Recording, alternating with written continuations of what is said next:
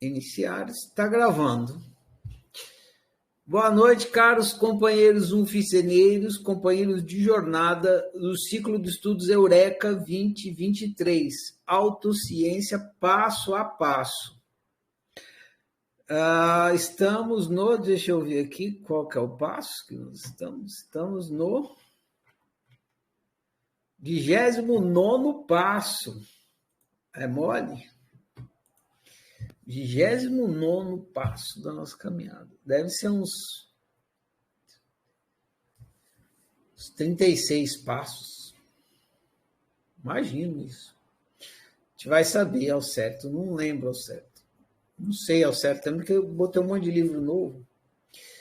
Enfim, vamos lá à nossa conversa de hoje. Hoje, conversando sobre o livro Solucionática, que é o passo seguinte ao livro Jogo do Controle. Como eu falei na aula passada, é como se fosse uma extensão, né?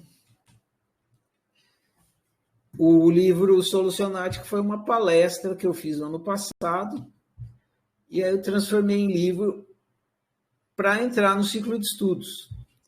Tem um outro livro que vai aparecer em breve, que também foi uma palestra do ano passado, mas eu acho que não vai dar tempo de entrar esse ano. Mas recomendo vocês assistirem lá, a palestra chamada Narciso Nu. Também tem a ver com essa parte do ciclo de estudos que a gente está estudando, da convivência. Eu preciso formatar direitinho, capaz que ano que vem ela entre no ciclo de estudos.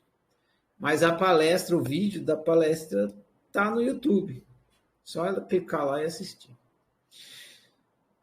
Muito bem. Então, vamos conversar aqui. Eu vou falar um pouco na abertura. Depois tem uma pergunta só hoje. Mas a gente vai conversando aí, se vocês tiverem outras perguntas. Eu vou falar aqui nessa abertura, sobre 2 equívocos humanos, muito recorrentes. Então, vocês viram que eu vim de vermelho, né? Então, eu vou falar hoje de Karl Marx. Meus caros, vou falar o pai lá do comunismo. Ele vai nos dar uma dica hoje. Eu não vim de vermelho por causa disso. Eu coloquei vermelho. Desde ontem eu estou usando vermelho, essa camisa aqui. Às vezes eu uso a camisa 2 dias. E, coincidentemente, eu me dei conta que eu ia falar isso e eu estava de vermelho. Aí estou aqui falando. Mas, enfim. Tudo que vier nos ajudar é bem-vindo, não importa a origem, né? Sem discriminação. Muito bem. Só que eu não vou falar do Karl Marx primeiro, não. Primeiro eu vou falar sobre o livro, o equívoco principal que esse livro procura mostrar. Solucionática.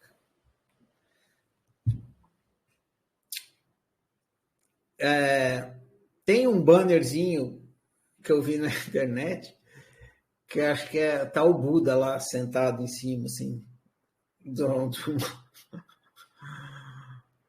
Ele está assim, num patamar superior e os discípulos ali embaixo, né? Sentado numa espécie de um patamar, assim. E aí tem um balãozinho e está falando assim: se eu tiver que descer daqui para ir aí te explicar, eu vou esfregar na sua cara. Está escrito no balãozinho. É mais ou menos isso que a oficina fez nesse livro, né? Para o nosso próprio bem, né? A oficina esfregou uma ignorância nossa na nossa cara. Aí vocês fizeram a tarefa e todos vocês falaram, tá, livro simples, óbvio, exatamente. É para ficar totalmente óbvio, completamente óbvio. Se isso não ficar óbvio, a gente vai continuar na problemática. Então, para a gente sair da problemática, sair do problema, tem que ficar óbvio o nosso equívoco. E aí, quando eu fiz essa palestra, foi assim. Eu falei, vou caminhar passo a passo pelo equívoco, não pela solução. Vou caminhar passo a passo pelo equívoco para que fique óbvio. Tem uma palavra que eu gosto mais do que óbvio, chama ululante. Então, assim, entendi, tá claro, tá óbvio, e aí o último nível é ululante. Ululante, assim, não tem jeito de falar que não entendeu, que não está explícito. Tá ululante. Ululante é o apogeu da obviedade. Então eu falei, eu vou fazer uma palestra para ficar ululante o equívoco do controle. E aí eu fiz, né? E o livro é a transcrição disso. Então eu vou caminhando passo a passo, aí aparece aquele monte de imagenzinha, problema ou solução. Aí não fui eu que falei, foram as pessoas que estiveram assistindo que responderam para quem assistiu a palestra. Problema, problema. Todo mundo falou problema. Aí eu falei, uma vez que você entende que isso é problema, então entenda por que você está chamando de problema. Aí mostrou lá. É problema porque você não controla. Aí, passei a rasteira. Depois que todo mundo respondeu, eu fui lá e passei a rasteira. Então, a ideia desse livro, dessa palestra, desse momento aí, é essa. Precisa ficar ululante o equívoco do controle. Para quê? Para a gente entender e poder se libertar. A gente se liberta de um equívoco ficando consciente que o equívoco é um equívoco. Quando estou fazendo entrevistas lá de quinta-feira, tem uma pergunta que eu não tinha ano passado, mas a partir de agora eu vou começar a fazer para os convidados. Já fiz algumas vezes. Qual o maior equívoco que você já ficou preso? Aí eles me falam. Aí eu pergunto, como é que você saiu desse equívoco?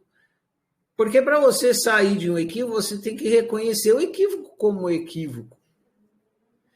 Enquanto você não reconhecer, você vai acreditar que você está fazendo uma coisa muito boa, muito legal, muito bacana, que ajuda muito.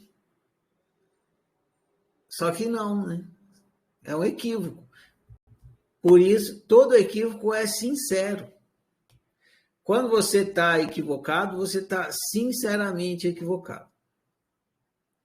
Você acredita piamente que aquela opção é ótima. É o suprassumo das opções. É a melhor coisa a se fazer. Até que você entende que você estava equivocado. Enquanto você não entender, você vai continuar acreditando. Sinceramente. E a gente vive equivocado a respeito do controle. Veja, o nosso equívoco, e é isso que o livro procura mostrar, o nosso equívoco não é tentar controlar o outro. Fique bem claro, não é esse o nosso equívoco. Não é isso a causa do nosso mal viver. Não é por isso que a gente entra no jogo do controle. Eu vou repetir, porque precisa ficar muito ululante isso. Então, eu vou ser repetitivo para que fique bem ululante. O nosso equívoco não é tentar controlar o outro. Não é isso. Você não vive mal porque você tenta controlar o outro. Você não vive mal porque você joga o jogo do controle. Não é esse o equívoco. Desculpa, você vive mal porque você joga o jogo do controle, mas você não joga o jogo do controle porque você quer controlar o outro. É isso que eu quero dizer. Você joga o jogo do controle porque tem uma coisa anterior que acontece, que se não acontecesse, você jamais jogaria o jogo do controle. Você jamais tentaria controlar o outro. Essa coisa anterior que acontece, essa sim é a causa. Tentar controlar o outro, jogar o jogo, já é efeito, não é mais causa. A causa começa aqui, aí a hora que ela começou, pronto, pá. Aí você tenta controlar o outro, quer jogar o jogo do controle. Se essa causa que está aqui não acontecer, jamais você vai tentar controlar o outro e nunca vai entrar no jogo do controle. O que é isso que acontece aqui? E essa é nossa grande burrice. É isso que o livro Solucionática fez, né? Esfregou na sua cara, na nossa cara. Esse livro foi escrito para esfregar isso na sua cara, isso que está aqui atrás, ó, que vai vir para cá. E o que é isso que você faz e que resulta, você faz e que resulta, tem como efeito você tentar controlar o outro e você entrar no jogo do controle. Que coisa é essa? Que equívoco é esse? É um equívoco. É uma crença.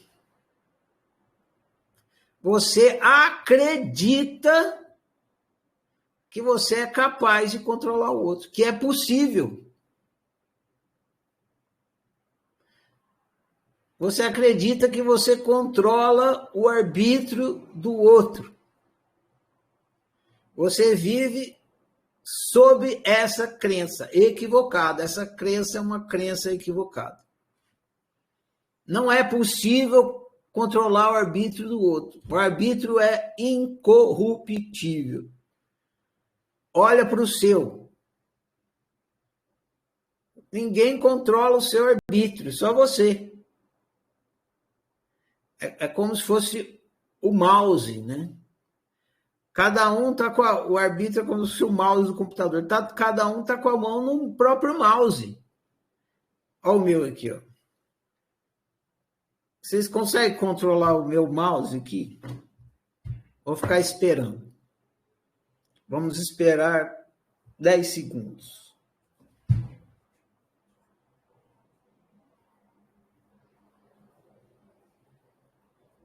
Nada aconteceu ainda.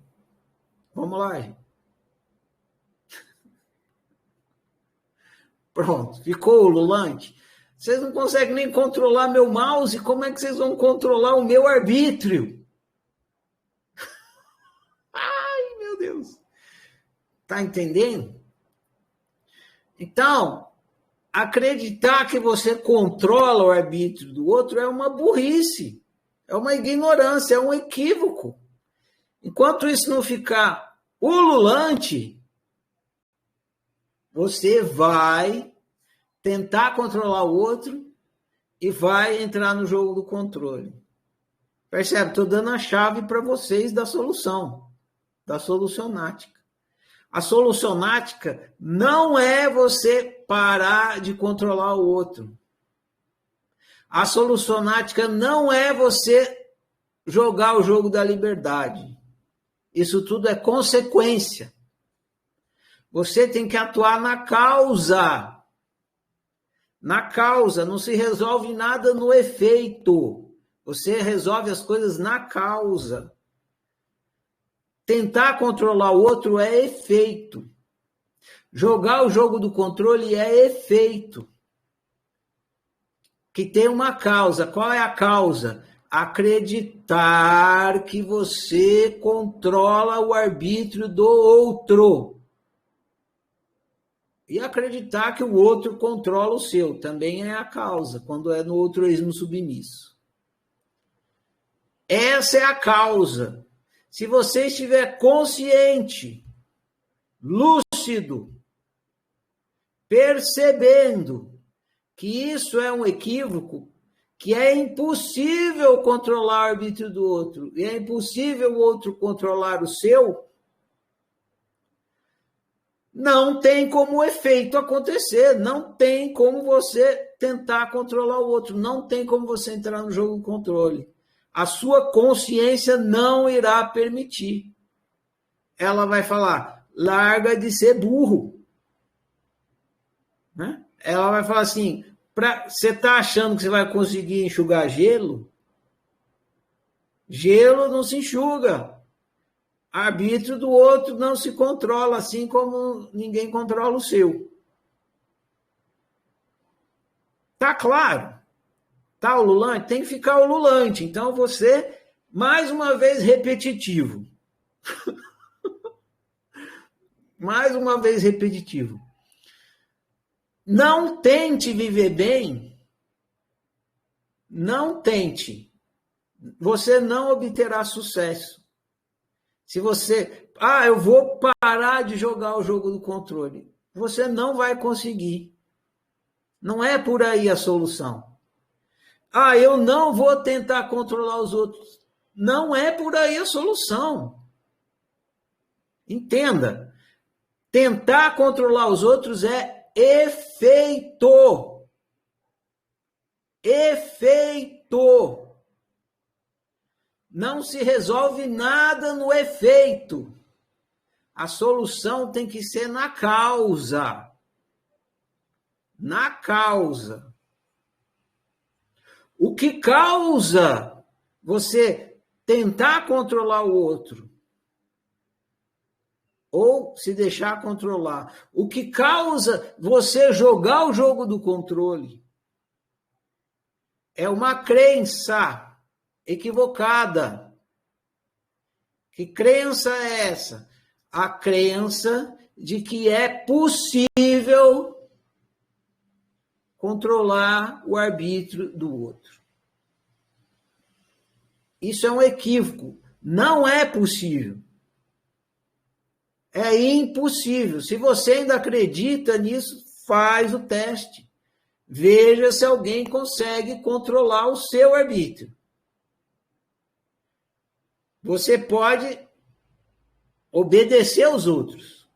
Mas quando você obedece o outro não está controlando o seu arbítrio. É você que está usando o seu arbítrio para permitir que o outro te controle. O outro não controla o seu arbítrio, igual você não controla o meu mouse. Se você falar, Ferrari, pega o mouse e clica em tal lugar, eu vou lá e clico. Mas fui eu que fiz isso, você não me controlou. Eu aceitei a sua sugestão e fiz, ou eu deixei você me controlar. Eu usei o meu arbítrio para fazer o que você mandou.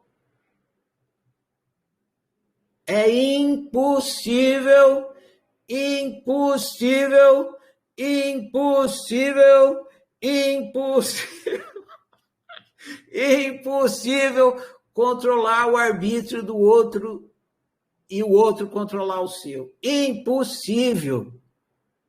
Se você quiser viver bem, se você quiser jogar o jogo da liberdade, o trabalho que você deve fazer é ficar consciente.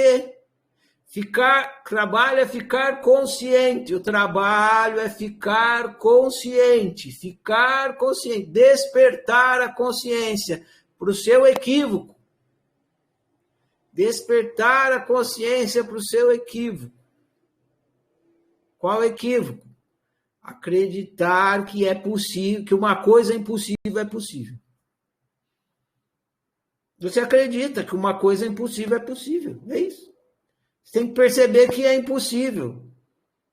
É impossível controlar o arbítrio do outro e o outro controlar o seu. Não é possível. Tá claro? Tá ululante?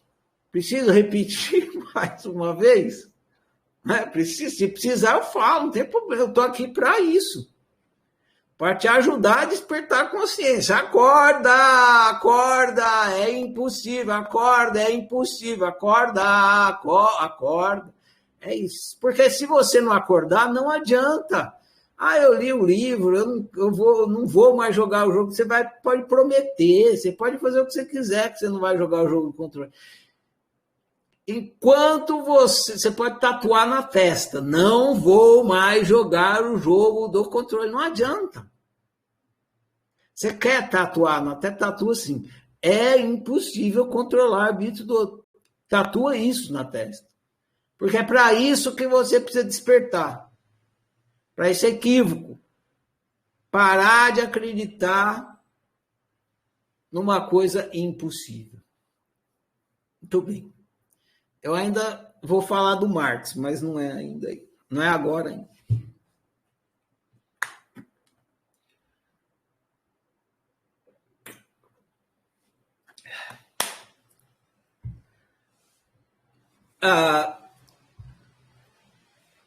Nós, seres humanos, não estamos acostumados a entender que a solução está no despertar da consciência. Nós não estamos acostumados nisso. E não é no despertar, várias coisas que a gente despertar. Então, quando eu falo despertar, é alguma coisa para a qual a gente precisa despertar. Não estou falando só do despertar existencial, nem só do psicológico, nem só do pessoal. Estou falando de qualquer um deles, de todos, incluindo todos. O despertar é o caminho da solução. O despertar é o caminho da solução. Só que a gente não está acostumado com isso. A gente tem na nossa cultura a questão da aprendizagem. A gente acha, tem que aprender. O que é aprender? Aprender é quando alguém pega um gabarito dele e dá para você. Por exemplo, quando você aprendeu a ler e escrever. Você despertou para ler e escrever? Não. Te ensinaram a letra A, te ensinaram a letra B, te ensinaram a letra C. Tudo isso você foi ensinado. Tudo que você aprendeu na escola foi ensino.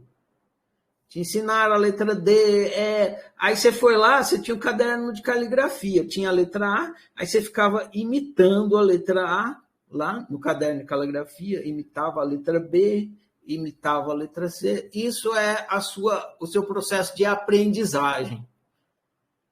Não tem nenhum despertar nisso. Tem um Ctrl+C, Ctrl+V, copiar e colar. Você vai lá, copia alguma coisa, você copia algum gabarito que é o gabarito certo.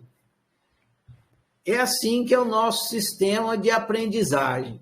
Não tem nada com o despertar. Tem com o imitar. Você imita a letra A, te dá uma letra A, você imita a letra B e tal.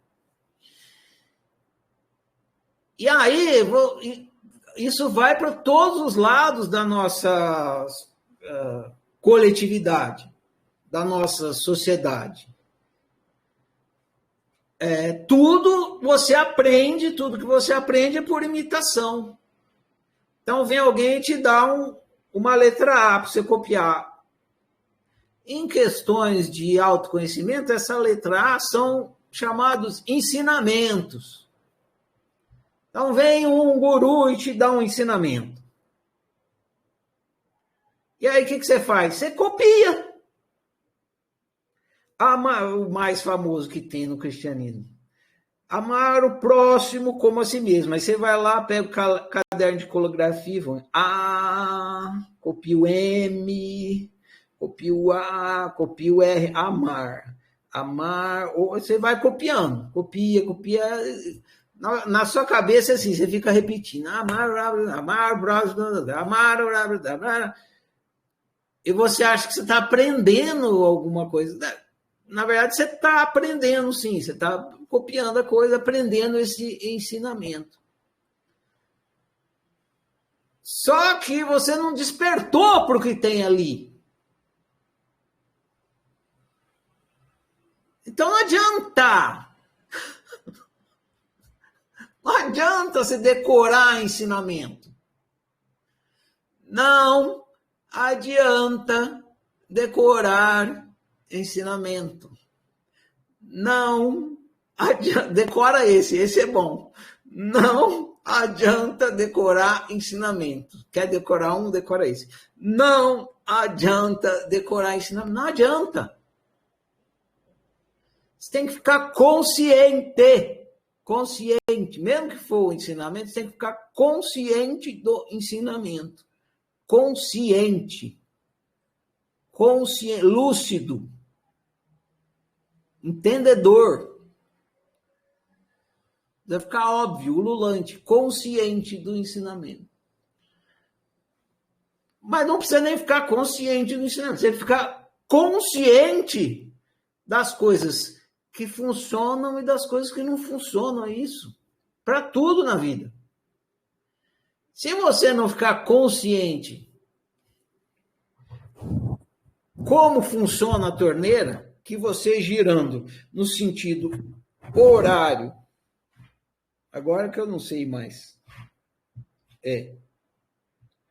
No sentido horário abre e no sentido anti-horário fecha, você não vai conseguir usar a torneira. Você vai morrer de sede, porque você não vai conseguir abrir a torneira. Você precisa ficar consciente. Estou consciente agora. Agora eu entendi como é que funciona esse trem.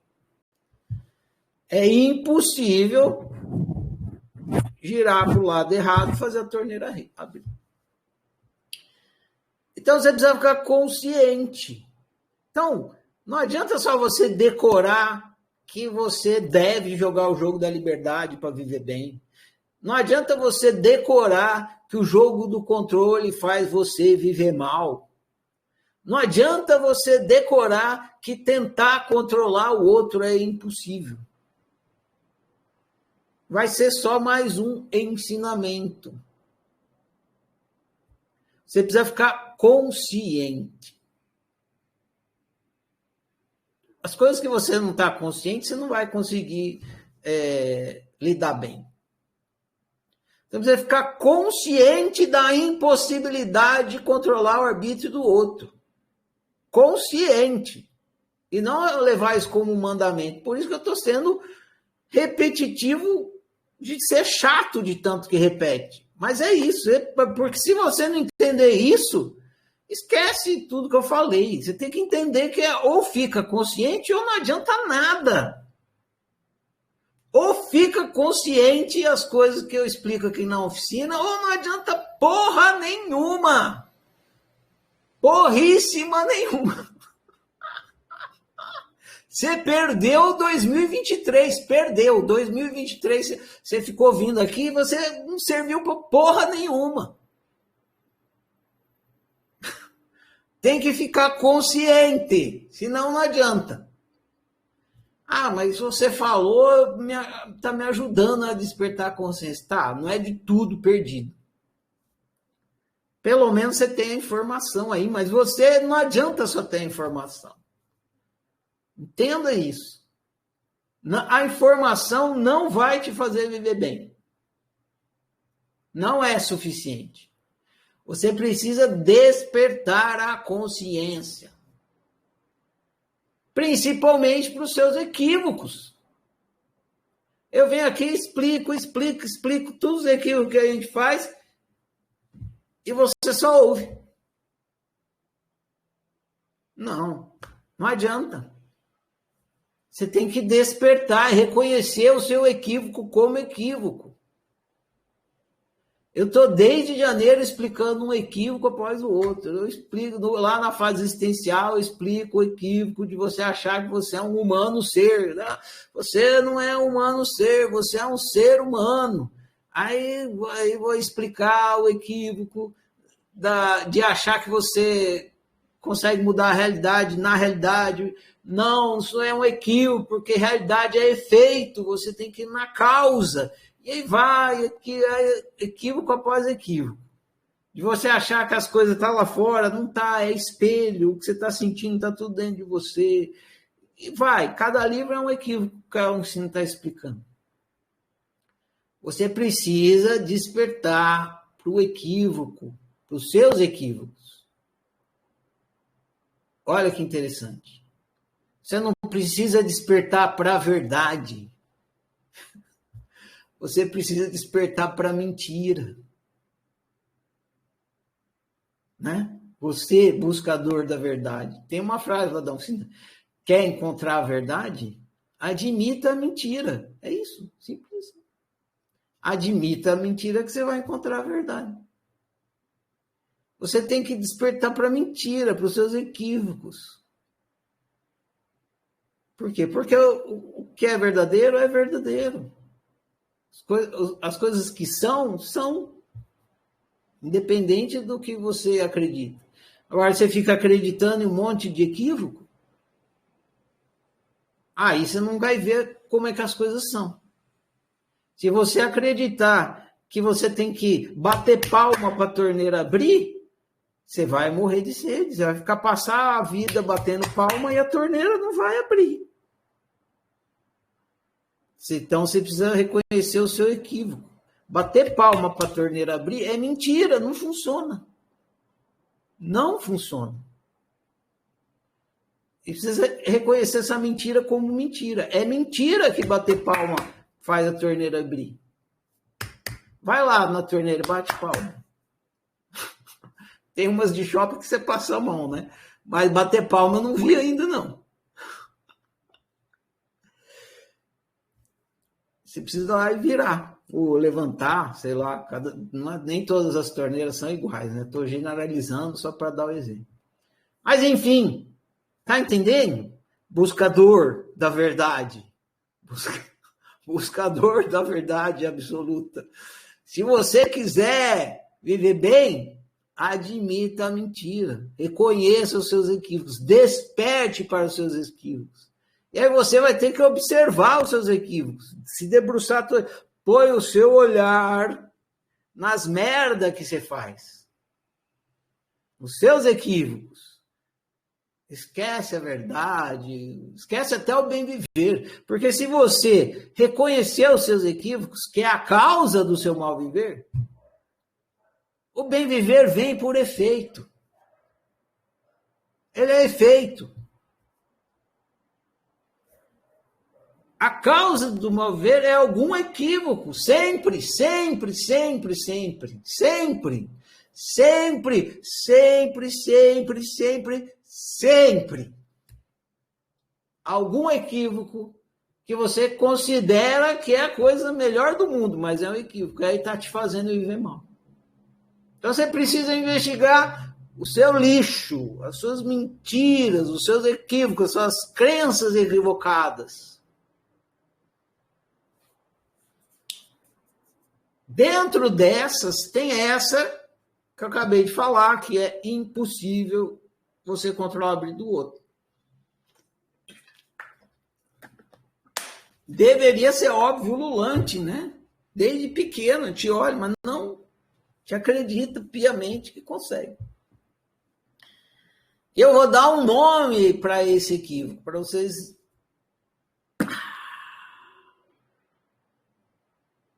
terem uma reflexão mais ampla sobre isso. O equívoco de acreditar que você controla o arbítrio do outro. E do outro inclui todos os outros. Então você controla o arbítrio dos outros. E o outro controla o seu. É o equívoco da onipotência. Já ouviram falar nas 3 atributos da divindade, né? Onipresença, onipotência e onisciência. Então, onipotência é a crença equivocada de que alguém controla o arbítrio do outro. Não é? O que seria um ser onipotente? Seria um ser que controla o arbítrio de todos os seres. Esse ser seria onipotente. Eu controlo a porra toda.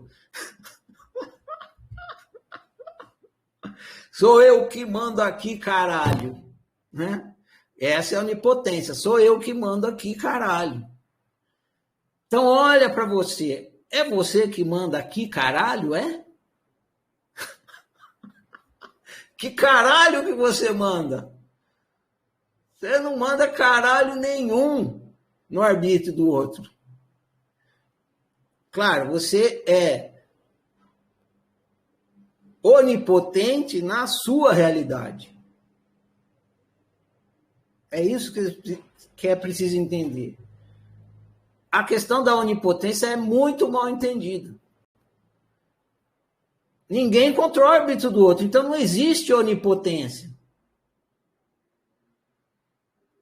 Agora, você controla a sua realidade é resultado do seu arbítrio.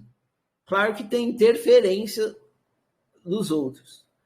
Mas é você que determina como você vai agir frente àquela interferência. Então, o seu arbítrio é absoluto na sua realidade. E a melhor palavra aí não seria onipotência, seria autopotência. Tem lá no livro, volta lá no livro Fábrica da Realidade e lê. Você vai ver lá, no gráfico, naqueles gráficos está escrito autopotência, autociência, né? Potência, ciência e autopresença. As três características, a unitrindade do ser. Autopotência, autopresença e autociência, é isso. Ninguém pode ter a sua existência é só sua. Ninguém consegue existir por você. Essa é a sua autoexistência. Ninguém tem as suas possibilidades, só você. Essa é a autopotência. E ninguém tem a sua consciência, a autoconsciência. Só você é consciente de você. Aqui na autopotência você pode entender, ninguém controla o seu arbítrio. Dá na mesma. Porque está englobado aí as suas opções, suas possibilidades e você optando pelas suas possibilidades. Então,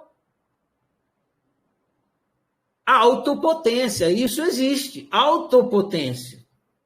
Você é um ser autopotente. Agora, você não é um ser onipotente.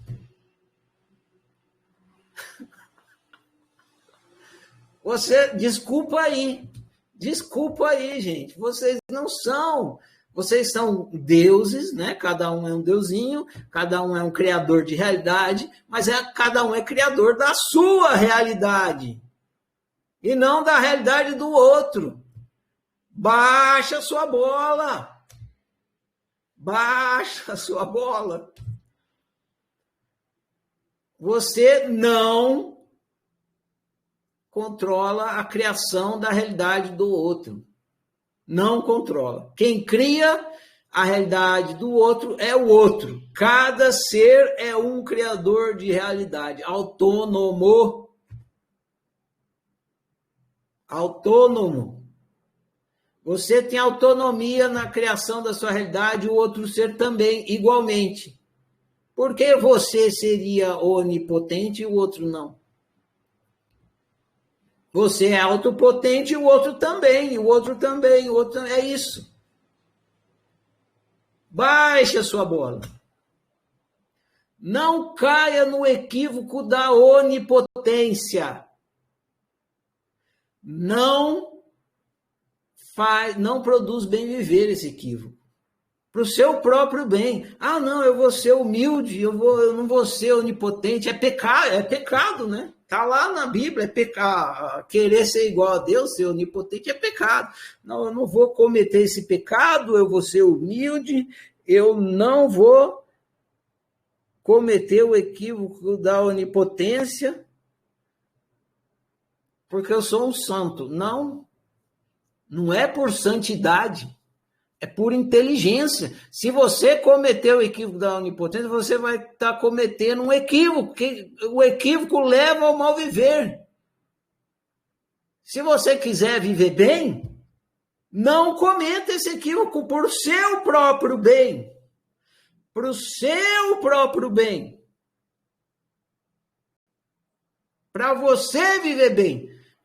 Eu vou estar colaborando com a coletividade? Vai, claro que vai. Porque quando você não joga o jogo do controle, você está colaborando com a coletividade. Mas para o seu próprio bem, você vai ser o primeiro beneficiado. Se você decidir perceber o equívoco que é acreditar na onipotência.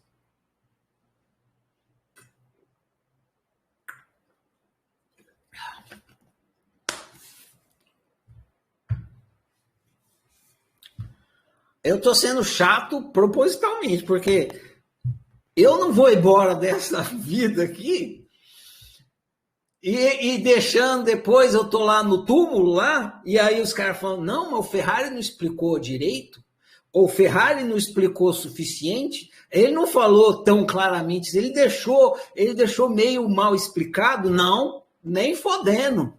Nem fodendo. Quando eu estiver lá enterradinho, eu quero estar em paz.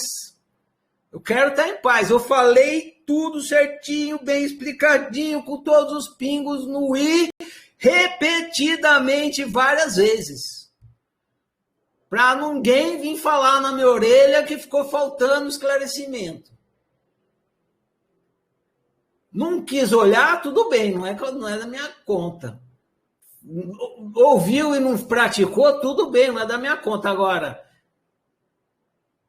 que eu deixei de falar, disso aí ninguém vai poder me acusar. Então tá.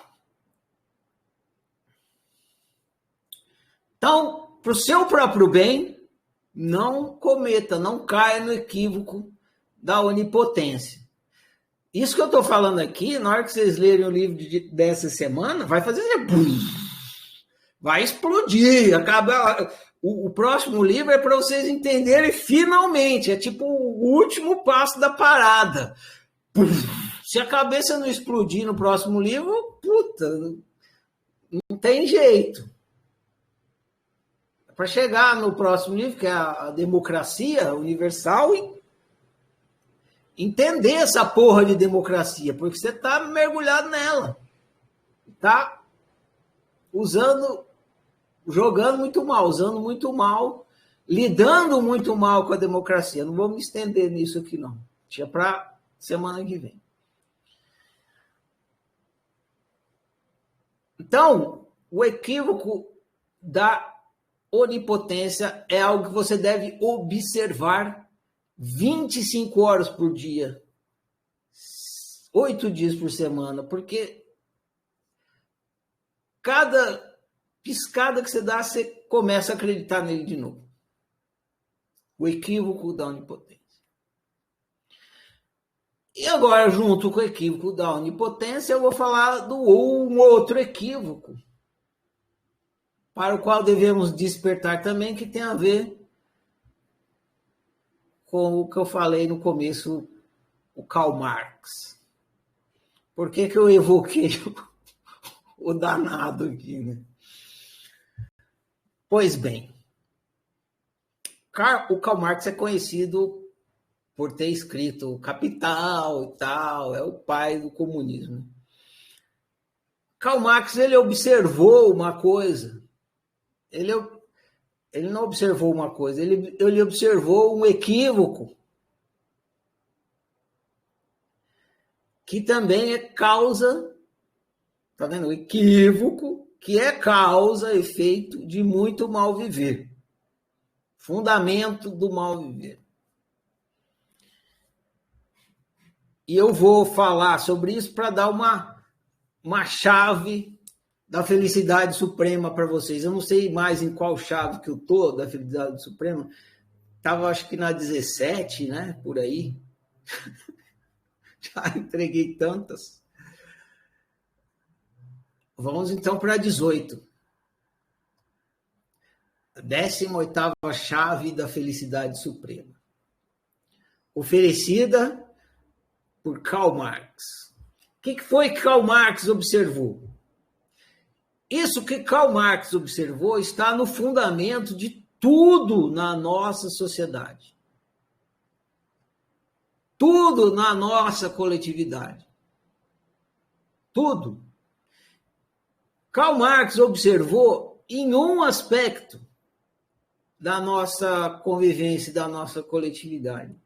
Mas é isso que ele observou, e eu vou falar daqui a pouquinho, estou pintando o cenário aqui, se aplica a tudo. Olha para tudo e você vai ver que isso se aplica para tudo. Como ele era, Karl Marx era interessado em economia, nas questões sociais, ele só observou em um aspecto. O que já foi ótimo, mas ele só observou em um aspecto, o aspecto físico, pegando o quaternário, né? O quaternário tem a fisicalidade, sensorialidade, afetividade e intelectualidade. Ele só observou no aspecto físico. Mas tem os outros 3. Aí você olha e você vai ver que está em tudo. E o que foi que Karl Marx observou? Qual foi o equívoco que Karl Marx reconheceu, denunciou e por ter denunciado, é odiado. Agora vocês vão entender, é odiado por quem se beneficia do equívoco, não é? Porque sempre tem alguém que se beneficia do equívoco, não quer que o equívoco seja reconhecido como equívoco por causa disso, porque traz benefício.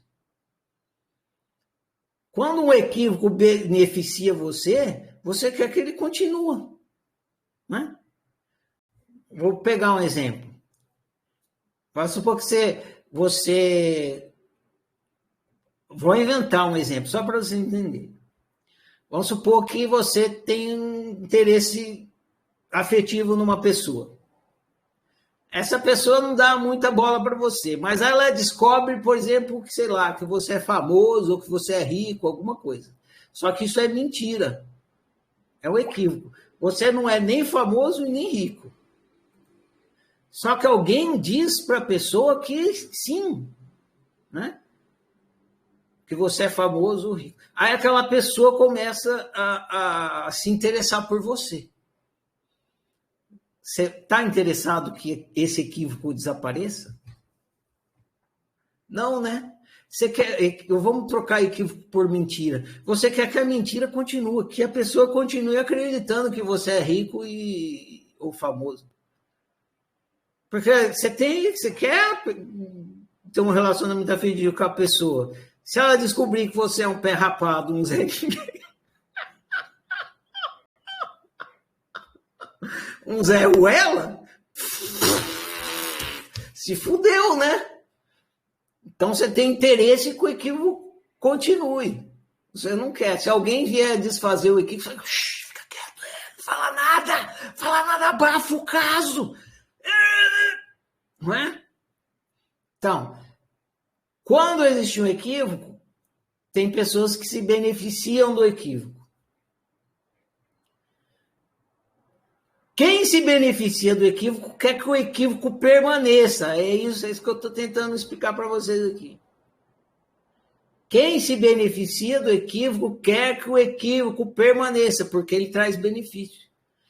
Só quer que o equívoco acabe quem se prejudica. Então agora vocês vão entender por que tanta gente odeia Karl Marx. Porque ele denunciou um equívoco, e quem se beneficia do equívoco não tem interesse que esse equívoco acabe.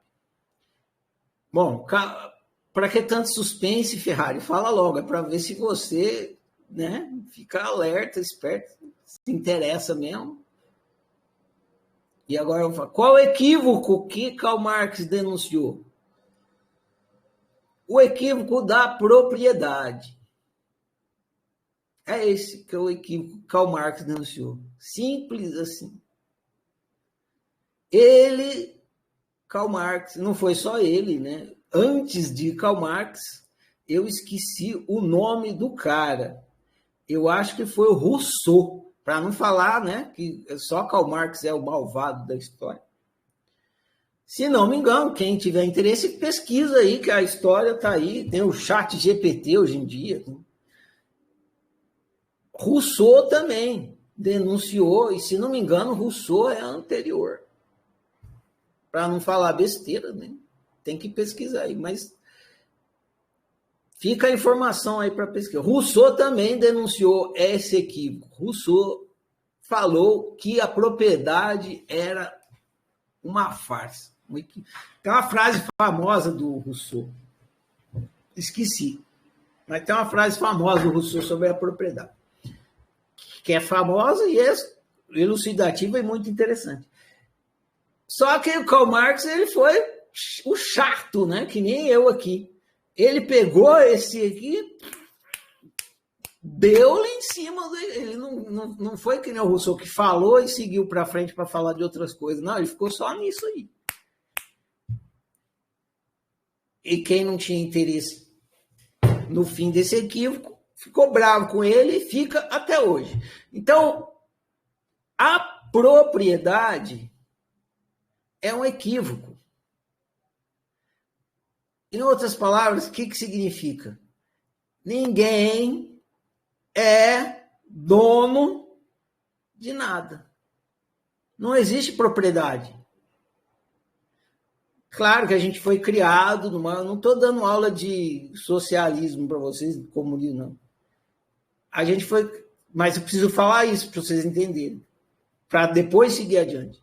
A gente foi criado sobre a cultura de que sim, existe propriedade. Você é dono da sua casa, você é dono do seu carro, você é dono de 2 metros quadrados, você é dono, e a lei existe para garantir a propriedade. Essa é a função da lei, para garantir a propriedade. Se alguém vai lá e pega o seu carro, foi um ato fora da lei. Porque quem diz que o carro é seu? A lei. E a natureza? A natureza não. Por quê? Porque se de fato o carro fosse seu, seria impossível alguém pegar o seu carro. Agora, pegam, provavelmente já pegaram, alguma coisa já foi furtado. Por quê? Porque é possível. A natureza permite. Por quê? Porque ninguém é dono de nada na natureza. Foi isso que Rousseau observou. Ele chama de estado de natureza. Ninguém é dono de nada na natureza. Só é dono das coisas na cultura humana, na lei. Criou a lei e tal. Eu sou dono dessa bicicleta. Eu sou o dono dessa bicicleta. Se você fosse dono dessa bicicleta, ela não enferrujava, porra. E ela vai enferrujar e vai desaparecer. Sua bicicleta, talvez você não chegue a ver tanto assim, mas você observa, todo dia ela vai enferrujando. Você não é dono dela, por que ela enferruja?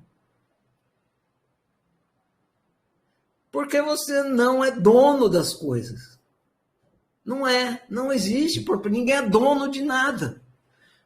Eu sei que é difícil engolir isso, porque a gente é criado sobre esse equívoco, é isso que é preciso entender.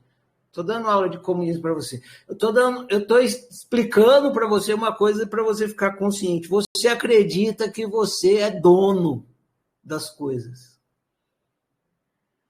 Só que você não é. De nada. Isso é um equívoco. Tem uma crônica na oficina, amanhã eu posto para vocês, um texto, que chama Iluminação da Lagartixa. E ela aconteceu mesmo. Né? Eu imaginei essa cena. Deixa eu ver se eu encontro aqui a crônica. Se eu ler ela, fica mais fácil. Eu estou aproveitando que só tem uma pergunta e estou deixando a minha boca falar aqui, tá? Aqui, oficina. Lupinha. Lagartixa.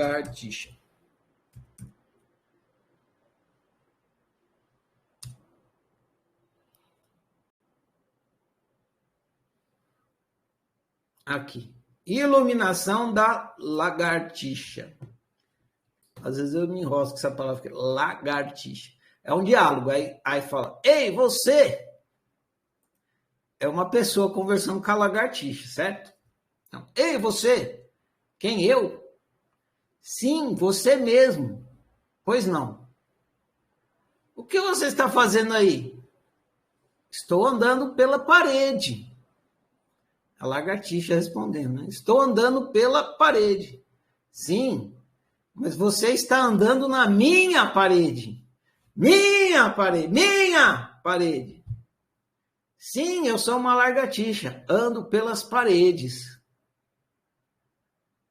Aí o cara, você não entendeu. Não entendi o quê? Você está andando na minha parede. Sim, sou uma lagartixa, eu ando pelas paredes. Você é uma lagartixa ou uma anta? Sou uma lagartixa. Presta atenção. Você está andando na minha parede, entendeu agora? Já disse, sou uma lagartixa. Ando pelas paredes. Mas essa não é apenas uma parede, é a minha parede, entendeu? Sinceramente, não. Essa parede é propriedade minha, eu sou o dono dessa parede. Olha aqui a escritura com o meu nome. Essa casa não é da mãe Joana, fui eu que construí essa casa, parede por parede. Comprei os tijolos, juntei, reboquei, pintei. Essa parede é minha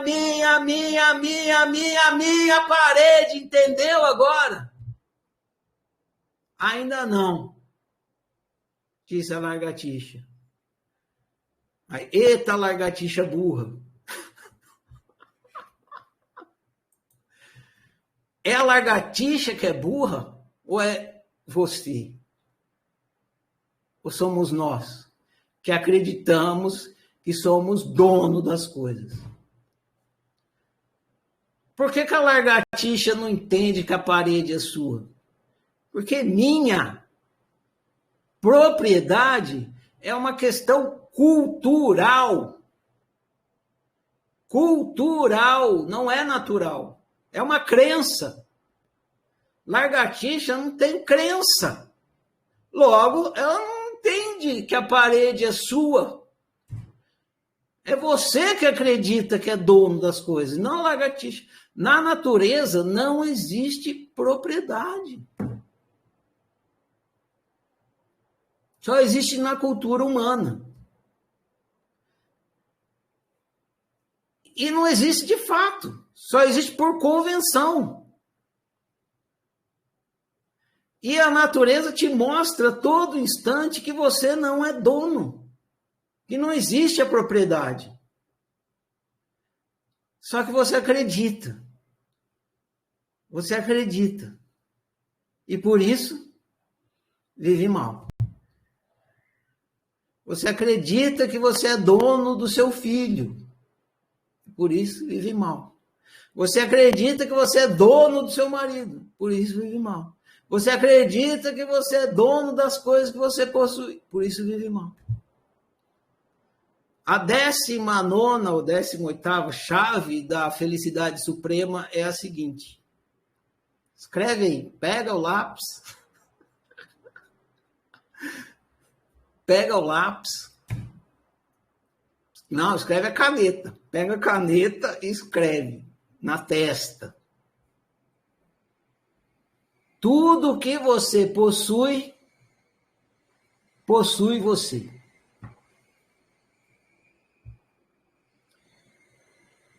Esse é o ensinamento. Você comprove isso, fique consciente disso.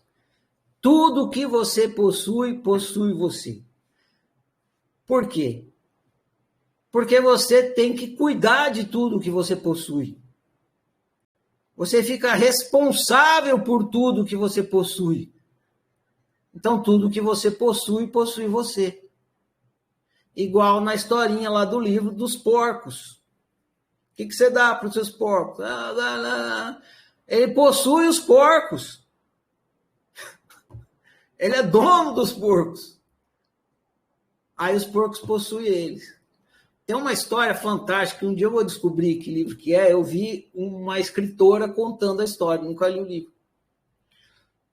Aí, segundo ela, era um livro famoso. É um livro famosíssimo. Mas eu não sei que livro que é. Eu vou contar, talvez alguém saiba quem. A história de uma mulher que gostava muito de gatos. E aí ela, carinhosamente, dedicadamente, ia acolhendo cada vez mais gatos. Ela começou com um gato, 2 gatos, 3 gatos, 4 gatos, 5 gatos, 6 gatos. Teve uma época que ela tinha, do verbo possuía, ela possuía, ela tinha, ela era dona, sei lá, de 200 gatos. Ela perdeu completamente a vida dela. Por quê? Porque a vida dela era cuidar dos 200 gatos. Tudo que você possui, possui você. Tudo que você possui, possui você. Ela quis possuir 200 gatos, os 200 gatos possuíram a vida dela. Ela perdeu a vida, ela passava a vida cuidando dos gatos, não ia para lugar nenhum, não viajava, não fazia mais nada da vida a não ser cuidar dos gatos. Tudo que você possui, possui você. Você não precisa possuir a si mesmo. Então vou possuir só eu. Você não precisa se possuir, você já é você, então você não precisa possuir nada. Seja você, só isso. Você não precisa se possuir, eu vou me possuir. Não. Não tem necessidade nem de você se possuir, porque você não tem como se perder. Tudo que você possui, possui você. Se você possui 10 sapatos, você vai ter que arranjar lugar para colocar esse sapato. E se é mudar de casa, você vai ter que arranjar um lugar na outra casa, você vai ter que carregar esse sapato na mudança, botar na mochila, levar ele para, sei lá, na caixa de sapato, levar para outra casa, encontrar outro lugar para colocar. O sapato possuiu você. O sapato possuiu você. O tamanco manda em você. Está entendendo o grau da coisa? Você possui muita roupa. Você vai passar o dia lavando roupa, porque você tem muita roupa. Vai sujar a roupa, vai lavar a roupa, vai sujar a roupa, lavar a roupa, enxugar a roupa. Tudo, se você andar pelado, melhor, entendeu? Mas você quer possuir muita roupa. Beleza, você quer possuir muita roupa, você vai ser escravo da roupa. A roupa vai te escravizar.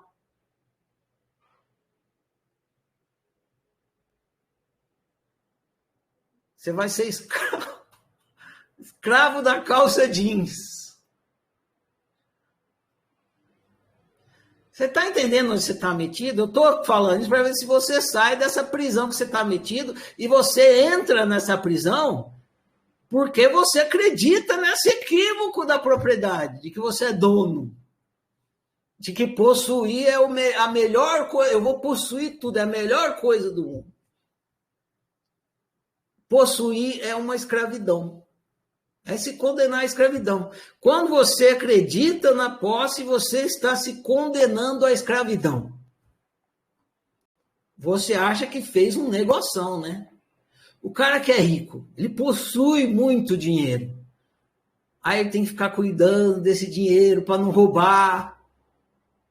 É um estresse, aí tem que construir uma casa com um muro desse tamanho. Que nem o Rapa fala, as grades do condomínio são para trazer proteção, mas também trazem a dúvida se é você que está nessa prisão. Não é? Você possui muito dinheiro, aí você tem que construir as grades do condomínio bem alta para trazer proteção, e quem fica na prisão ali? Você.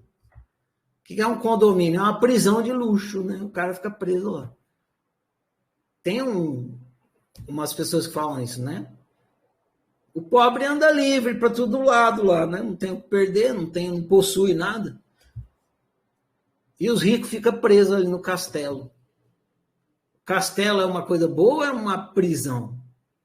Estou encastelado aqui. Aí você fica lá dentro do castelo e quem não tem porra nenhuma anda pelos bosques, vai na praia, dá cambalhota, enfim. Aproveita o bem bom do mundo e você lá encastelado, porque tem que proteger as suas posses, né? Se você sair do castelo, vão roubar o seu dinheirinho que está lá. Encastelado.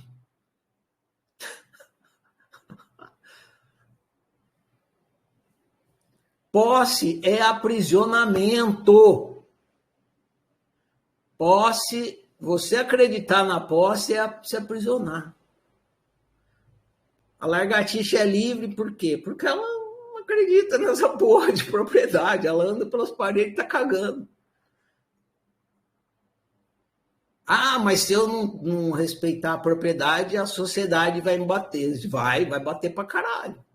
Vai bater, vai te prender, pode até te matar. Né? Se invadir a propriedade, a lei permite que o cara manda chumbo grosso em cima de você. Eles vão meter bala, você vai morrer. Por quê? Porque quem acredita, né? Quem acredita se beneficia da crença e não quer que você deixe de acreditar.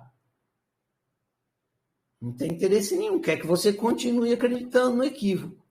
Porque a sociedade está construída sobre esse equívoco. Marx chama isso de infraestrutura, sobreestrutura, negócio assim, eu não sei direito de marxismo, eu sei o básico para poder conversar um pouco. Mas é isso, a sociedade está construída sobre, já é 11h30, eu estou aqui falando sobre o equívoco da propriedade. Agora vamos trazer isso para os outros aspectos da nossa vida. Você acha que você é dono da verdade. É isso. Você acha, é propriedade do mesmo jeito. Você acha que você é dono da verdade. Dono da verdade. Você acredita que você é dono da verdade. Está entendendo? Como a vida humana está baseada na propriedade, você acha que você é dono da verdade absoluta. E você não é dono da verdade. Você tem a sua verdade. Você acredita que você é dono do valor absoluto. Tá começando a entender como tudo na sua vida está fundado nesse equívoco da propriedade? Você acredita que você é dono do valor absoluto. Como que funciona isso na prática? De uma forma mais simples. Você acredita que o que é importante para você é importante para todo mundo. Não é. O que é importante para você só é importante para você. Só para você. Só para você. E o resto dos 8 estão cagando porque você acha importante. Não serve para eles. Eles têm outras importâncias.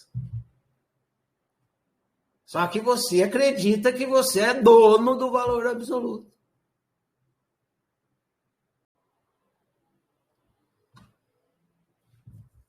Você acredita que o que é bom para você é bom para todo mundo. Você é dono do bom absoluto, não é? O bem e o bom. Vou juntar os dois para pegar todos os quatro. Você acredita que você é dono do bem absoluto e do bom absoluto. Isso é bem. E tem que ser o bem para todo mundo. Faz bem para todo mundo. Não faz. Tem coisa que faz bem para você e para outro faz mal. Açúcar, por exemplo, faz bem para alguns, para quem tem diabetes, mata. Você acredita que o seu bom, é bom para todo mundo, ou seja, você é dono do bom absoluto.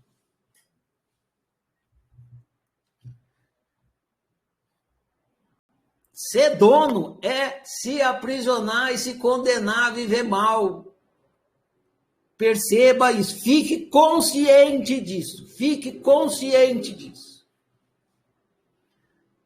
Para terminar aqui, essa minha colaboração nessa abertura longa, vou contar uma historinha muito bacana para vocês entenderem. O conceito aqui que eu tentei passar para vocês, deixar evidente é isso.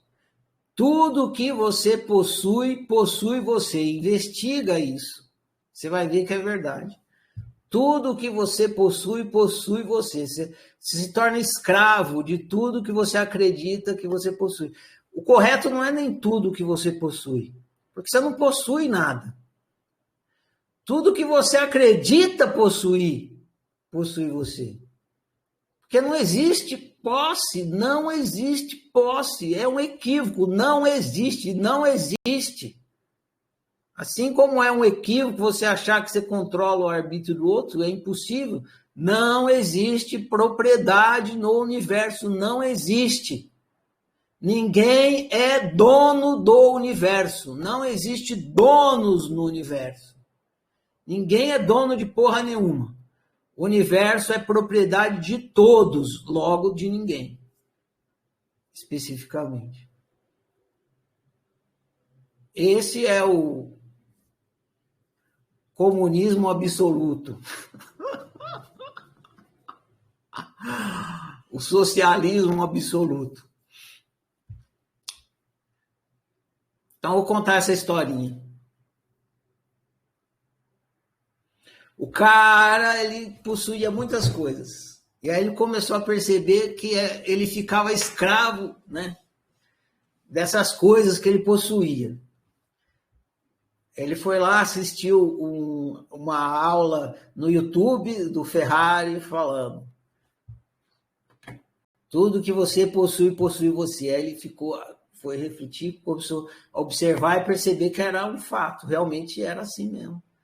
A propriedade era uma prisão, aprisionava. Aí ele começou a largar as coisas, foi largando tudo que ele possuía. Não quis possuir mais nada. Não vou mais possuir. E abandonou, né? Não quero mais ser dono da verdade. Como se fosse fácil começar por essa parte, porque é fácil abandonar as coisas material, difícil abandonar as internas, né? As verdades e as importâncias. Ele abandonou as verdades, abandonou as importâncias e tal. Aí não sou mais dono disso. Não sou mais o dono da verdade. Não sou mais dono dessas coisas que eu tenho também. Abandonou a mesa, abandonou a cadeira, abandonou a bicicleta, abandonou o carro, abandonou a casa, começou a andar.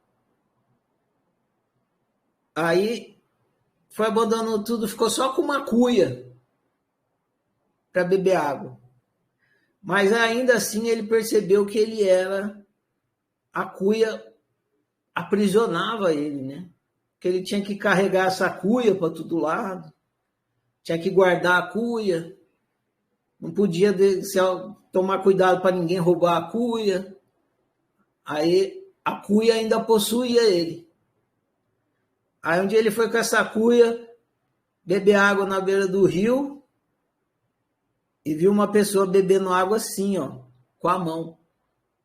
Pegou a água com a mão assim. Aí jogou fora a cuia.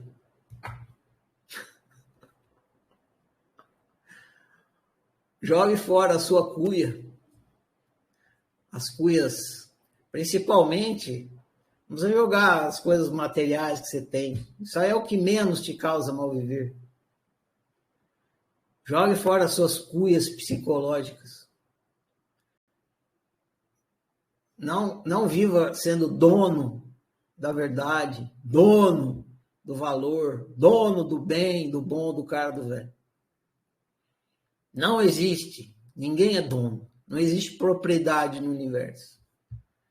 Tudo que você possui, possui você. Quer viver bem? Liberte a si mesmo e liberte os outros. Jogue o jogo da liberdade, mas perceba os equívocos para conseguir jogar o jogo da liberdade. É isso, gente. Se alguém tiver pergunta, quiser conversar alguma coisa, só levantar a mão. Se quiser que eu repito tudo de novo, eu repito também. Luiz, vou colocar o fone aqui para não dar interferência.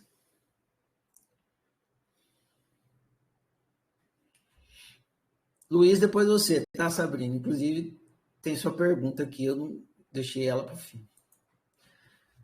Pronto, Luiz. Boa noite, Ferrari. Tá me ouvindo bem? Pá, desculpa, agora eu baixei o volume. Tô ouvindo bem, Luiz. Diga lá, tudo bom com você? Tudo certo, e contigo? Tudo beleza. Então, Ferrari, primeiro perguntar do que você falou na primeira parte da aula, antes dessa parte aí da propriedade, mas da onipotência, isso. Que vai casar exatamente com o que eu tinha te perguntado, acho que ontem, não lembro o dia exatamente, daquela questão da humildade. A dúvida é, pelo que eu estou entendendo, o nosso processo, existe uma crença que acaba distorcendo a nossa percepção de realidade, assim, a depender do ambiente que está inserido. Então, como se reconhecer de fato do tamanho que se é? Porque às vezes você tem uma visão que está um pouco deturpada. Uai, você tem que olhar para você, né? Por exemplo, quando você vai comprar uma camisa, vou fazer essa analogia, né? Uhum. Você tem camisa P, tem camisa M, tem camisa G e tem camisa GG. Vou ficar com esses 4 tamanhos. Qual que você compra? No meu caso, M. Por que M? Que é o tamanho ideal para mim, que meu corpo mais se adapta. Exatamente, você meio que se reconhece sendo do tamanho M. A mesma coisa com isso que você está me perguntando. Olha para você, faz uma análise e vê se você é P, M, G ou GG. Se você for GG, seja GG. Se você for P, seja P. Se você for M, seja M. Se você for G, seja G. Se você errar o número da camisa, a camisa vai ficar desconfortável. Se você errar na sua validação, você vai sofrer. Entendeu? Entendi. Aí eu também ia perguntar, porque assim, eu me considero uma coisa, vou dar só um exemplo assim, prático. Eu não me considero tão inteligente, porém eu já tive provas assim de que não é verdade. Porém, existe essa crença. A dúvida é, casando com a dica que você deu de nomear a crença e pedir para ela provar se é verdade. Prove-me se é verdade. Seria esse o processo? É mais simples, Luiz, você ser você mesmo, porque para você colocar a coisa em escala, você precisa de um padrão. Por exemplo, você não consegue medir uma mesa se você não tiver uma régua, certo? Certo. Então, você vai ter que pedir, você pega a régua, qual é o tamanho dessa mesa? Você fala, peraí, eu vou pegar uma régua. Aí você pega a régua e aí você vai colocar e você fala, essa mesa tem 40 centímetros. Quando você faz isso, você está usando um padrão para comparar o tamanho da mesa com esse padrão, certo? Quando você faz isso para você, você tem que fazer a mesma coisa. Você tem que pegar uma régua. Por exemplo, tem um teste de QI. O teste de QI é como se fosse uma régua que você vai lá e faz o teste. E aí, baseado naquele teste, o teste vai te dizer se você tem alto QI ou baixo QI. Ou seria mais ou menos, seja muito inteligente ou pouco inteligente. Mas é de acordo com aquele critério. Se você usar, por exemplo, aqui no Brasil, a gente usa régua em centímetros. Nos Estados Unidos, eles não usam centímetros, eles usam em polegadas. Então, é outro critério, é outro padrão, é outra régua. Então, depende de qual régua você vai usar. Às vezes, no teste de QI, para o teste de QI, vai dar que você é burro ou não inteligente. Agora, se usar um outro teste, vai dar que você é inteligente. Depende do critério que você usar, vai dar um resultado. Você está entendendo? Estou entendendo, mas aí eu volto naquela. Então, o tamanho do qual eu sou depende da tabela que eu estou usando de base? Exatamente. Depende da tabela que você está usando. Qual é o seu tamanho de altura? 1,72. Por que você fala que você tem 1,72 de altura? Porque você usou um padrão, um critério de análise chamado centímetros e metros, certo? Certo. Nos Estados Unidos isso não existe, eles não falariam que eles falam, eu tenho, sei lá, não sei quantas polegadas. Porque eles usam outro critério. Então, exatamente, o seu tamanho vai depender do critério que você usa para fazer a medição. Com certeza, é isso. E então, o meu tamanho não é fixo. O seu tamanho é fixo, mas a avaliação dele não. Depende do critério. Sim.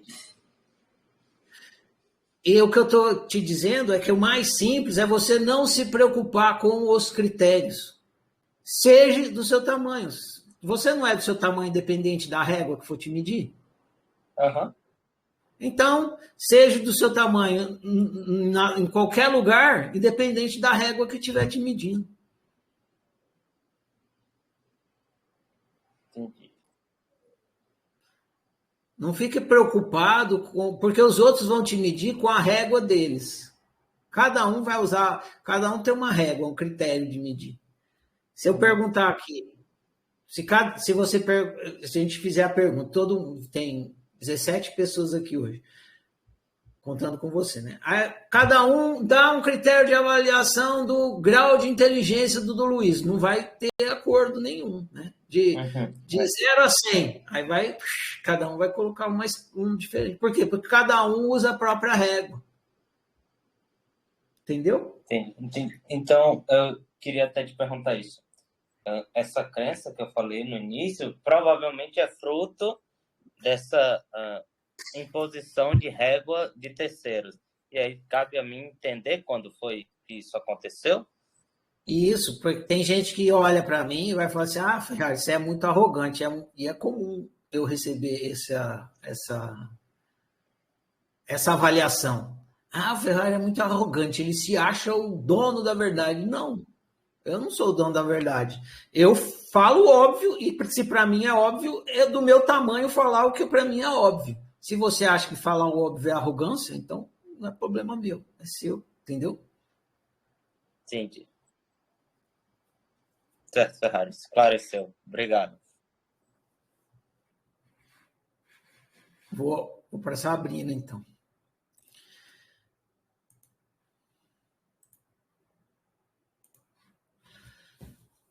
Boa noite, Sabrina. Está liberado o seu microfone. Oi, Ferrari. Tá Oi, Sabrina. Eu estou te ouvindo. Vamos lá. Surgiu uma pergunta no início da sua explanação Só que aí você foi, esculachou na explanação, fiquei até com vergonha de perguntar o que eu vou perguntar, mas eu não quero ficar com a dúvida.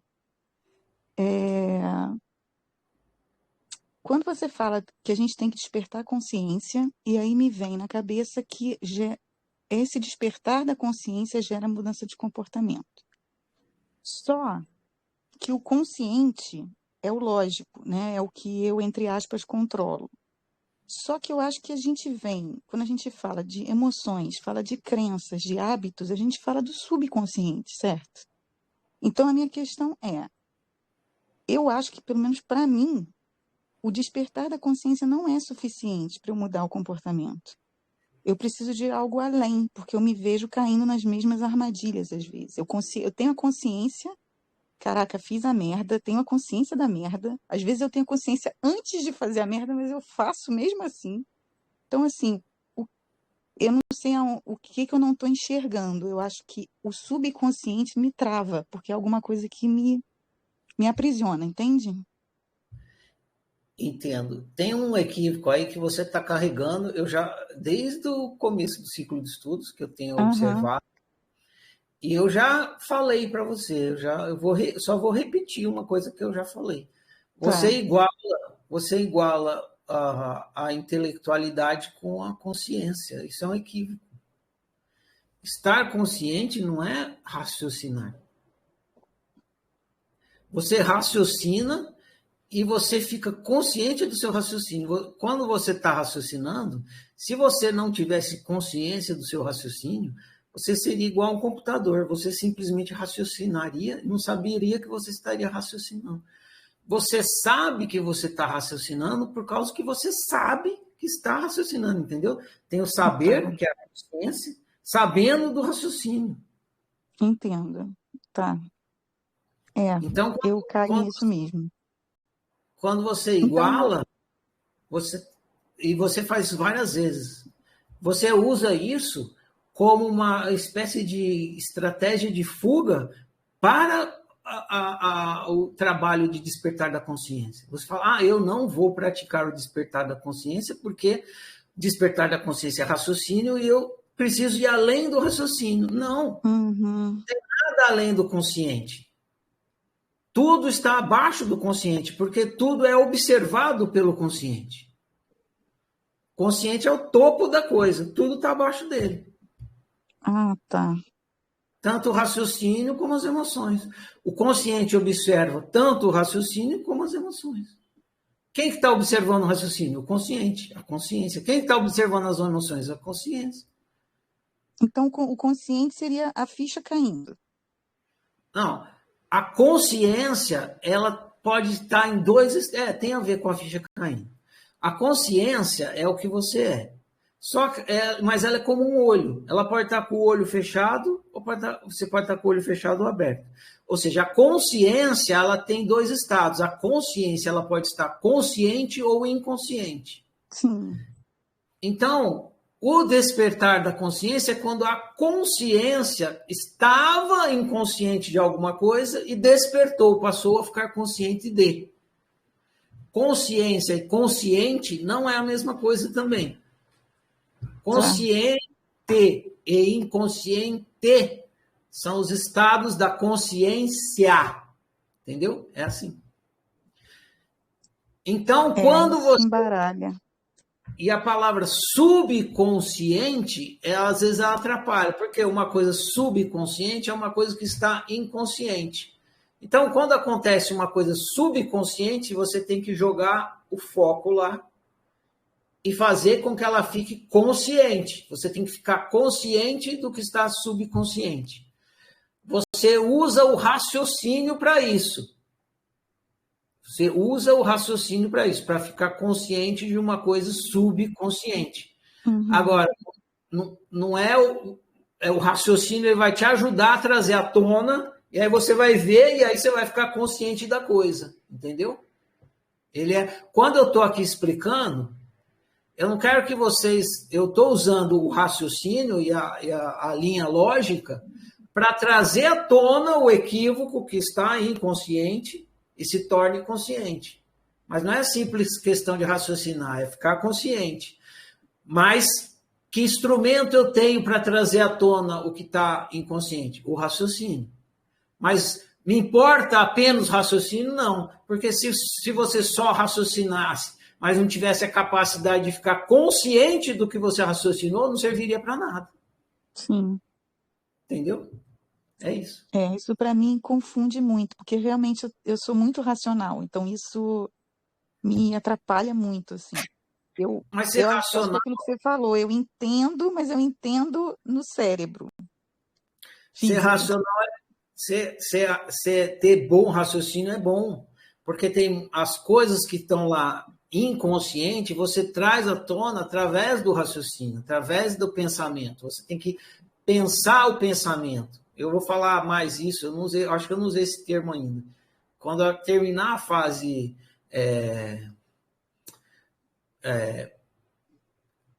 da convivência, aí vai ter um rabicho aí de uns 3 livros que é preparação para a fase da prática. Nesse rabicho eu vou falar dessa prática, a prática de pensar o pensamento. Pensar o pensamento é fazer análise, você raciocina as suas crenças. Então você tem pensamentos, crenças. Só que você tem que pensar esses pensamentos. Isso é ótimo. Por quê? Porque, como eu falei, o que vai fazer você viver mal é a crença equivocada. Se você não tiver capacidade de raciocinar essas crenças equivocadas, você não tem como sair desse equívoco. Então é ótimo ter um poder de análise bom. Você parece que quer fugir desse seu poder de análise e não vai te ajudar em nada. Pelo contrário, vai te prejudicar. Eu quero fugir mesmo, porque eu acho que é isso que me atrapalha. Não, isso te ajuda. Te atrapalha querer fugir dele. Isso atrapalha. Pois é, porque assim, quando você fala o que você estar consciente muda o comportamento automaticamente? Automaticamente. O ser humano ele é inteligente. Quando ele percebe que ele está sendo burro, automaticamente ele quer deixar de ser burro. Você não beberia um copo d'água com veneno se você soubesse que é veneno. Você só bebe porque você acredita que tem groselha. A hora que você entende que aquela água está envenenada, você para de beber automaticamente. Tá. Beleza. Obrigada. Disponha.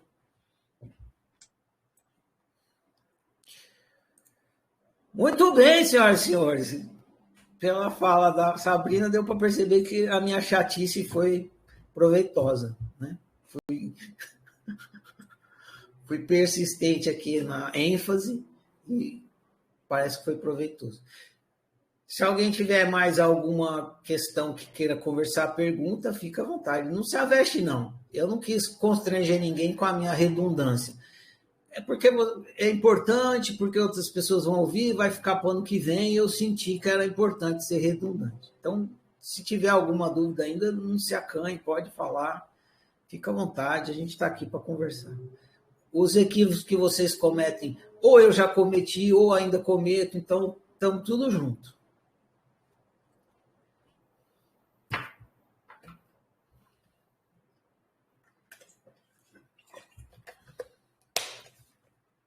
Não? Tem, o João Cléber. Januário! Está liberado, Januário. Oi, Ferrari, boa noite. Então, Boa. existe alguma mágica para você não cair no equívoco? Porque o fato é o seguinte, eu assim, já percebo claramente que toda vez que eu estou no sofrimento, eu fui fazendo essa concatenação de ideias. É o troísmo. Aí depois, não, é o comportamento. Não, não é o comportamento, é a intenção por trás do comportamento, do controle. Aí depois você percebe claramente que você nunca vai controlar, ok. Mas você se pega controlando. E aí vem uma coisa chamada culpa. Né? Você se culpa, mas de novo, rapaz, de novo. Eu não já sabia disso. E aí você vem para o sofrimento. Então é só cair e levantar o tempo todo? Talvez você ainda não tenha entendido, e em algum momento vai ficar claro para você, que essa culpa que você sente é positiva. É bom. Quando você faz uma coisa errada e você sente que fez merda, isso é bom. Essa emoção que você sente, esse desagrado, puta, fiz merda de novo, é você se conscientizando que para não repetir. Ah, mas eu já vi.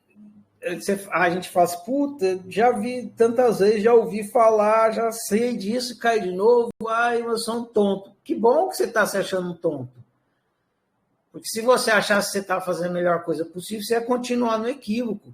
Então, isso que você chamou de culpa, de constrangimento por estar cometendo equívoco de novo, tudo isso é positivo.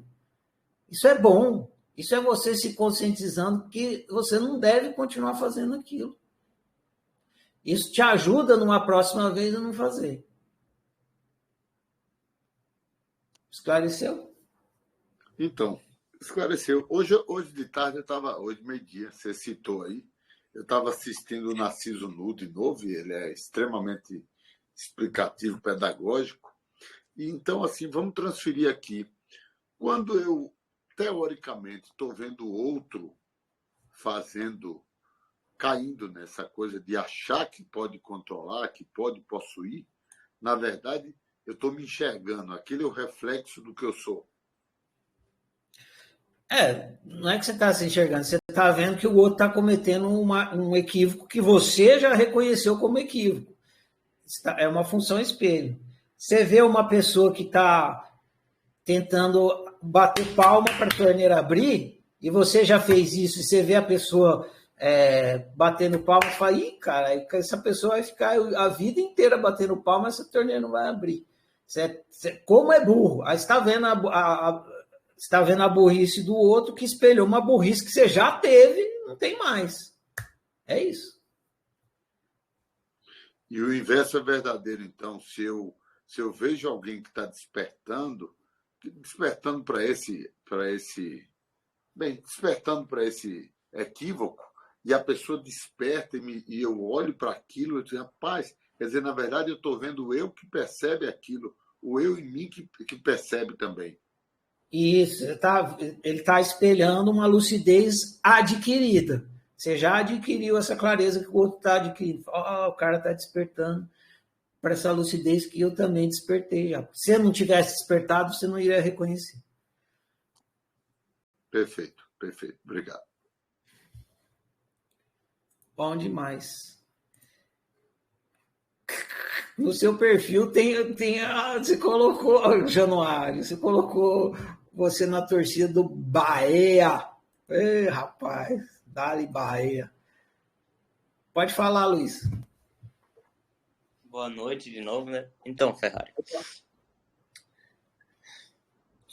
Pensando mais no jogo do controle e na solucionática, em um caso assim mais factível. Você vê, por exemplo, que um terceiro está executando um comportamento que vai ser, tipo assim, mega lesivo para ele. Porém, você quer controlar, você sabe que vai dar merda aquilo. Porém, você não consegue controlar o outro, mas você pode tentar convencer. Aí eu queria entender se existe algum problema, existe algum jogo do controle em eu querer convencer ele a não fazer tal coisa. Exemplo, pode ser de uma coisa barril, tipo usar uma droga pesada, até se jogar de uma ponte, não sei. Mas como que eu sei que não está sendo lesivo esse jogo do controle, por mais que seja algo em tese positivo? Observa a sua intenção. A sua intenção vai denunciar se você está querendo ou não jogar o jogo do controle. Se você quiser só esclarecer a pessoa, você não está jogando o jogo do controle, é expor. Agora, se você quiser convencer, controlar a pessoa, obrigar ela a fazer, aí você está impondo. Então, observe a sua intenção. Você quer obrigar a pessoa a fazer o que você quer, ou você só quer expor para a pessoa que talvez aquela não seja uma boa opção? A pessoa está lá em cima da ponte e você fala, rapaz, se você pular daí, você vai cair, vai morrer. Eu só estou te explicando isso, aí você decide. Agora, você ficar lá, não fala, na verdade, você está querendo impedir a pessoa, ou seja, obrigar ela a não se matar. Aí você está jogando o jogo do controle. Então, você fica de olho na sua intenção. E aí a sua intenção vai te denunciar, vai deixar claro se você está querendo apenas expor uma coisa e deixar a pessoa livre para decidir, ou se você está querendo controlar ela para que ela faça a opção que você quer que ela faça. Entendeu? Mas nem nesse caso seria positivo o controle de tentar impedir? Eu acabei de explicar desde o começo da aula que o controle nunca é positivo. Agora você que decide, eu só expliquei. Eu estou fazendo com você o que eu faria com o cara lá. Você está em cima da ponte, eu estou te falando, Luiz, o controle não serve para viver bem. Agora você decide sua vida.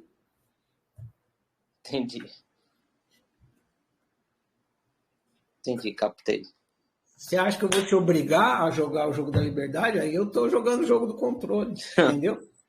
Entendi. Mas é porque a minha dúvida é assim, mesmo que a pessoa fique puta comigo, gere má convivência, em tese, de acordo com o meu Quatrix, eu vejo aquilo como algo positivo, ela sobreviver. Oi, eu acabei de explicá-lo, eu não tenho como decidir para você. Você tem que ficar de olho na sua intenção. Uhum. Se a sua intenção é simples, não tem erro. Se a sua intenção foi simplesmente expor alguma coisa, expor não é controle. Agora, se você quiser obrigar a pessoa a ir para a opção que você acha que é a certa, aí é controle. Entendeu? Agora eu entendi. Onde existe obrigação, não existe liberdade. É simples assim. Se a luz está ligada, não está apagada. Se está apagada, não está ligada. Se tem obrigação, não tem liberdade. Se tem liberdade, aí não tem obrigação. Entendi, Ferrari. Obrigado. Agora eu entendi de verdade. Aleluia! Vencendo vem Jesus. João, você quer falar ou você só levantou a mão sem querer? Porque está com a mão levantada aqui para mim. Foi sem querer, suponho. Então tá. Muito bem. Eu não respondi a sua pergunta, Sabrina. Eu vou ler aqui ela e vou responder. Você fez? Seguindo as explicações da oficina, não vejo como se colocar no lugar do outro. Logo, empatia para mim não seria isso. No máximo, uma disposição para aceitar comportamentos e percepções diferentes dos meus, seria isso? Ou seja, você fez uma pergunta de confirmação, né? Você quer saber se eu confirmo a sua crença. Melhor seria você ter perguntado assim: Ferrari, sendo assim, o que é empatia? Não é? Muito melhor. A coisa ficar aberta. Então, eu vou responder assim. Então, Ferrari, depois disso tudo que a gente leu, então, o que é empatia? Se eu não consigo me colocar no lugar do outro, de fato. Empatia é uma tentativa simulada de se colocar no lugar do outro. Então, isso é a empatia, ela está ligada à função espelho. E ela é fundamental para a convivência.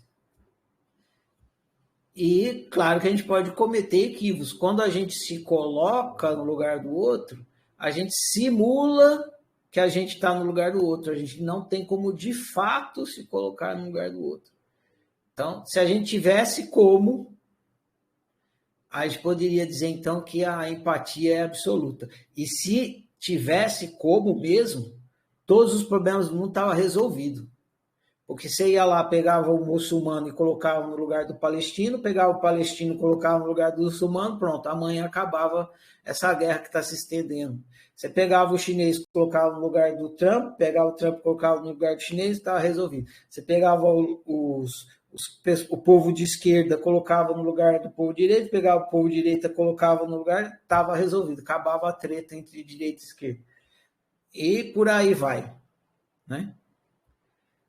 Pegava o branco, colocava no lugar do preto, o preto no lugar do branco, pronto, não entendia a discriminação racial. E aí, por aí vai. A mesma coisa com o sexo. Pegava a mulher, colocava no lugar do homem, pegava o homem, colocava no lugar da mulher, pronto. Acabava o problema de discriminação de gênero e tudo mais. Então, não é possível. Não é possível. Mas a gente simula, né? Então, é o mais próximo que a gente consegue fazer de entender, praticar a empatia, entender o que é estar no lugar do outro, é simular o lugar do outro. E nesse sentido, isso a gente não vai ser tanto no livro de amanhã, mas da semana que vem, a gente vai falar um pouco disso. Quanto mais informação você tiver sobre o outro, melhor vai ser a sua simulação de empatia. Então, a empatia vai funcionar melhor. E para isso é muito diálogo. Então, quando você for praticar a empatia, antes de praticar a empatia, pratique o diálogo. Essa é a 19ª chave da felicidade suprema. Antes da empatia, pratique o diálogo, porque sem diálogo, como é que você vai ter informação para simular o outro? Então, você tem que perguntar assim, o outro está lá, você fala, isso aí é bom para você? É ruim? O que é bom para você? O que é ruim? Aí você coleta essa informação, aí você consegue simular, e aí você consegue praticar a empatia. Beleza? Eu não vou entrar muito mais nisso não, hein? Só respondi sua pergunta, no outro momento a gente entra. Eu vou deixar a Sabrina falar, porque a pergunta é dela, depois vocês. Fala, Sabrina. Está liberado. Perfeito. É que eu tive discussões ferrenhas essa semana, porque essa modinha de... Mas eu estou sendo empática com você, mas é empatia, isso me irrita profundamente, porque, tipo, cara, você não vai ficar no meu lugar, você não sabe o que eu estou passando, sabe? E eu acho que a galera tem essa mania de, tipo, não, mas eu tenho empatia, porque se eu estivesse no seu lugar, cara, foda-se o que você vai fazer se estivesse no meu lugar. Você não está no meu lugar, entendeu? Então eu tive altas discussões, e aí eu fiquei, cara, ninguém consegue se colocar no outro lugar do outro, então é daí que surge eu ser dona da verdade, porque eu acho que com as minhas crenças eu vou entender a tua vida, e não vai. Então, tem toda a razão, tem que ter um diálogo antes para você querer ser empático comigo, né? Perfeito. Perfeito, é isso. E tem uma disciplina atualmente na nossa cultura que estuda a empatia, que é comunicação não violenta. E a primeira premissa da comunicação não violenta é o diálogo, né? Se você quer ser empático, esquece a empatia e pratique o diálogo. É o primeiro passo para você entrar na empatia, praticar o diálogo. Sem diálogo, impossível a empatia. Esquece. Quer falar ainda, Isabela, ou não? Quer falar. Não sei se vocês sabem, mas quando você levanta a mão, fica escrito assim, quer falar. Boa noite, Ferrari. Eu tenho uma pergunta assim rapidinho sobre isso que você está falando hoje, né? De não conseguir controlar o outro. Isso se aplica para alguma idade? Porque eu estou querendo saber a respeito de quando você tem crianças pequenas. Como que você, o que você falaria sobre isso? Isso se aplica para todos os seres do universo. Respondi? Respondeu. Mas Então, aí... tá. Como que você faz, então, com criança pequena? Você, tô com vontade de brincar com uma faca. Deixa eu brincar Você com a faca? manda e ela obedece, mas ela está obedecendo. Ela está usando o arbítrio dela para te obedecer. Você não está controlando ela. Entendi. Obrigada. Disponha.